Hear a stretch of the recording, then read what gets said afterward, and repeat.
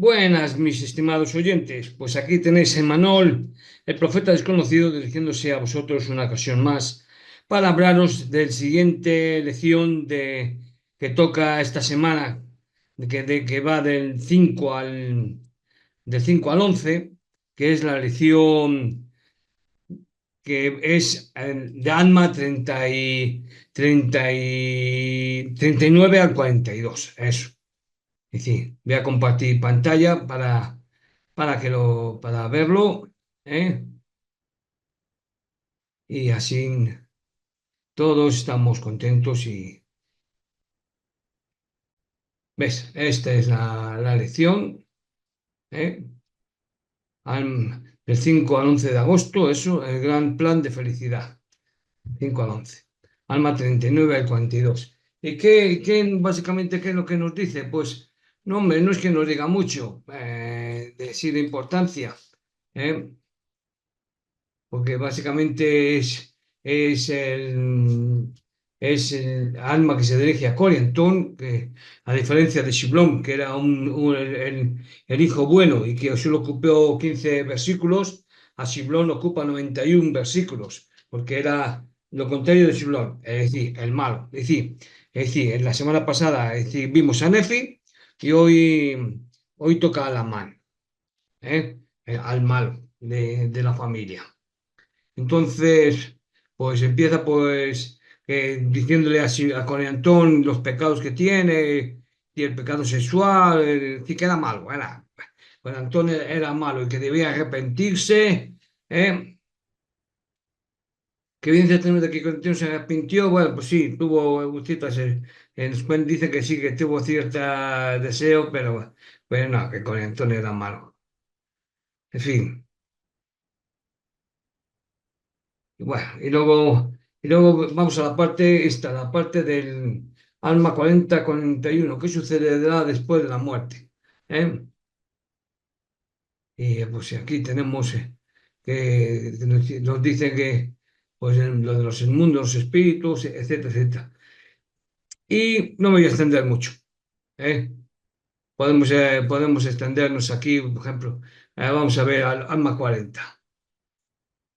Cristo lleva a cabo la resurrección de todos los hombres. Y ahora bien, hijo mío, aquí algo más. Es decir, estoy leyendo aquí en 40, versículo 1. Ahora bien, hijo mío, he aquí algo más que quisiera decirte porque veo que tu mente está preocupada con respecto a la resurrección de los muertos. Y aquí te digo que no hay resurrección, o en otras palabras, quiere decir que este cuerpo mortal no se reviste de inmortalidad, esta corrupción no se reviste de incorrupción, sino hasta después de la venida de Cristo.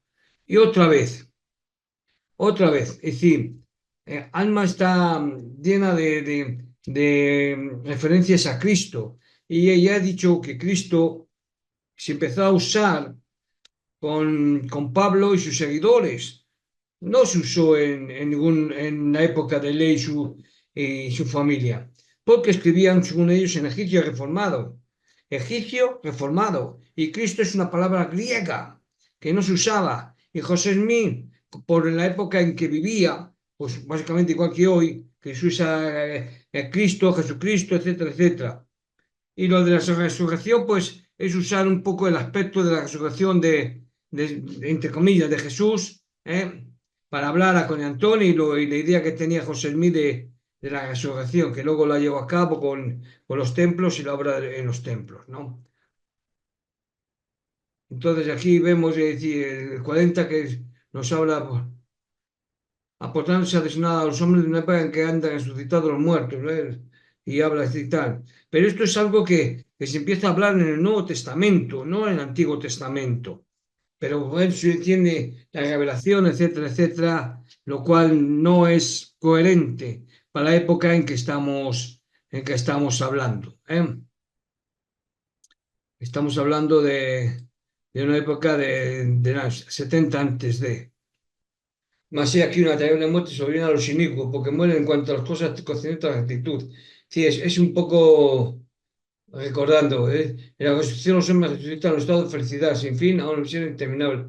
La maldad nunca felicidad, fue felicidad, los hombres que se hallan tal canal se encuentran sin Dios, va, va, va, va, va. Es decir, 74 antes de Cristo.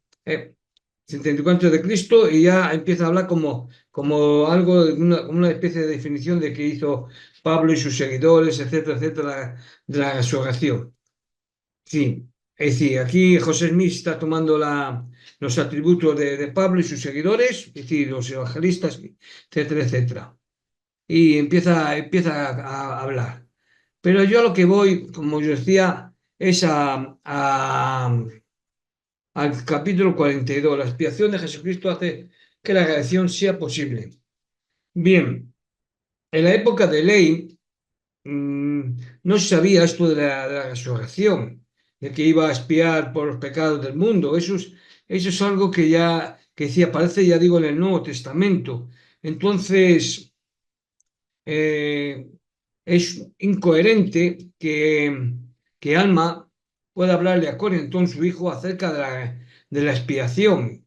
Puede hablarle del perdón de los pecados y tal, pero la expiación que sí puede lograr por medio de la expiación de Jesucristo, eso es algo, eso no. Y para ello vamos a leerlo, la sinopsis del capítulo 42, es decir, esta parte que es sombreado, es decir, esta parte que es sombreado hasta aquí. ¿Eh? El estado terrenal es un tiempo de probación que permite al hombre arrepentirse y servir a Dios. La caída trajo la muerte temporal y espiritual sobre todo el género humano. La redención se realiza por medio del arrepentimiento. Dios mismo expía los pecados del mundo. Eso es en el Nuevo Testamento. La misericordia es para aquellos que se arrepienten. Todos los demás quedan sujetos a la justicia de Dios. La misericordia viene a causa de la expiación. Nuevo Testamento. Solo se salvan los que verdaderamente se arrepienten. ¿Eh? Como vemos, voy a dejar de compartir pantalla. Es decir, una vez más, José Smith, el gran, digamos, el gran sí, escritor, porque es que en verdad que ha tenido que escribir un buen libro para que perdurase hasta ahora y sea comparable a la Biblia. ¿Eh? Pero todo es gracias a la gente que cree en ello, no que cree, no que tenga fe en ello y demás. Y, y por tanto, es decir, que nos hablen de expiación, de Jesucristo, cuando Jesucristo, es decir, es una palabra que empezó a usar ya a partir de ya, digo, del siglo tercero, porque Pablo hablaba de Jesús, el Cristo, Jesús el ungido, Jesús el Mesías, entonces se juntó ya como Jesucristo, es decir, todo en uno. ¿Eh? Pero es algo que Ley y su familia no conocía, igual que no conocían la palabra Cristo, no conocían la palabra griega. Y muchos ya digo, diréis, ya, pero es que José Mira, no, José Mira no puede traducir. Es decir, digamos que Dios no puede coger y hablar al pueblo de una manera y a otro pueblo de otra, porque tiene que hablar de la misma persona. Es decir, el pueblo de ley le conocía de una forma y entonces, porque si no por las mismas, la Biblia tenía, cuando habla Isaías, por ejemplo, de que iba a nacer el Mesías y tal, diría, iba a nacer el Cristo, ya traducido directamente. Pero no, habla directamente del Mesías, se habla de Mesías. Entonces, el pueblo de ley, como mucho, tenía que hablar de Mesías y lo traducirían al egipcio reformado. Entonces el egipcio reformado no es Cristo, porque Cristo es una palabra griega. ¿Eh? Ojo, es decir, que no se engañen con todos estos, es decir, la iglesia de Jesucristo de los santos últimos días, la iglesia mormona, que no nos hable hablándonos de un Cristo, de la redención, etcétera, etcétera.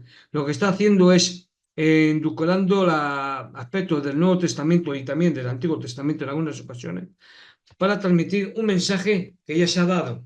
Es decir, es como si estuviéramos todo el tiempo, ahora que están estudiando el libro de los Mormones, es un poco estudiando el Antiguo y el Nuevo Testamento, más el Nuevo Testamento, porque después vendrá,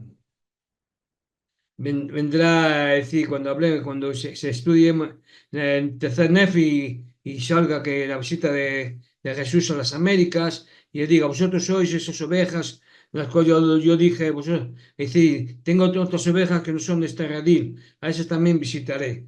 Eso está en el Nuevo Testamento y fue cosa de Pablo y sus seguidores. Es decir, lo repito, ¿eh? Los evangelistas fueron los que hablaron tengo otras ovejas que no son de este redil. a ese también visitaré. Pero no, es decir, pero para compensar, y para decir o justificar que digamos que el Nuevo Testamento es verdadero y tal, dice, vamos a poner en boca de Jesús que visitó las Américas algo que se ha dicho en el Nuevo Testamento. Para José Smith era fácil. El Nuevo Testamento en la época de José Smith ya existía. José Smith era de la época del siglo XIX. Por tanto, conocía las escrituras y conocía muchas de las enseñanzas, porque a diferencia de lo que mucha gente cree, que cree que, digamos, que José Smith no era analfabeto, no era analfabeto, sabía leer, escribir y tenía buen conocimiento y también decía, era muy fantasioso, es decir, todo tipo nos cuenta su familia que contaba historias y contaba historias de un pueblo antiguo, bla, bla, y eso lo llevó a cabo y le salió bien, le salió bien. La gente le creyó, me parece muy bien. También mucha gente creyó a Hitler, ¿eh? Por poner un ejemplo, una similitud. ¿Eh? No, que, no estoy diciendo que José Smith era un Hitler, ojo, no, no, yo no digo eso. ¿Eh? Pero sí que era una persona fantasiosa que escribió un libro maravilloso y que la gente cree que es verdadero.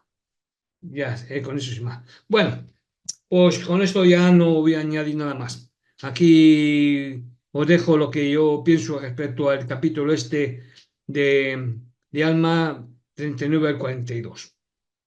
A buen entendedor, con pocas palabras basta. Venga, ser bueno, portaros bien, que tengáis buena semana. Hasta pronto.